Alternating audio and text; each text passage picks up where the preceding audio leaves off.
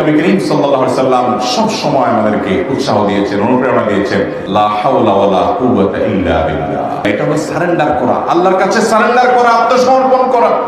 মানে আল্লাহ ছাড়া কোনো ভালো কাজ করার ক্ষমতা কারণ নাই, করার তৌফিক দেওয়ার ক্ষমতা কারণ নাই, পাপ থেকে বাঁচানোর ক্ষমতা কারণ নাই। এই জন্য আমি কেমন যেন আল্লাহর কাছে সারেন্ডার করছেন।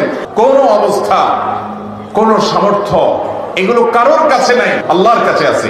নবী করিম সাল্লাল্লাহু আলাইহি সাল্লাম বলেছেন, তোমাদেরকে কি আমি জান্নাতের একটা ভান্ডারের খোঁজ দিব, খবর দিব, যেটা জান্নাতের ভান্ডার, সওয়াব টওয়াব না, সাধারণ অল্প স্বল্প সওয়াব না, পুরো জান্নাতের ভান্ডারের সন্ধান দিয়ে দিব। সাহাবা ইকরাম তো চাইতেনই সেটা। নবীজি সাল্লাল্লাহু আলাইহি সাল্লাম তখন বলেছেন যে লা হাওলা ওয়ালা কুওয়াতা ইল্লা বিল্লাহ, এটা হলো কানজুম মিন কুনুজিল জান্নাহ, জান্নাতের ভান্ডার সমূহের মধ্যে থেকে একটা বড় ভান্ডার হলো লা হাওলা ওয়ালা কুওয়াতা ইল্লা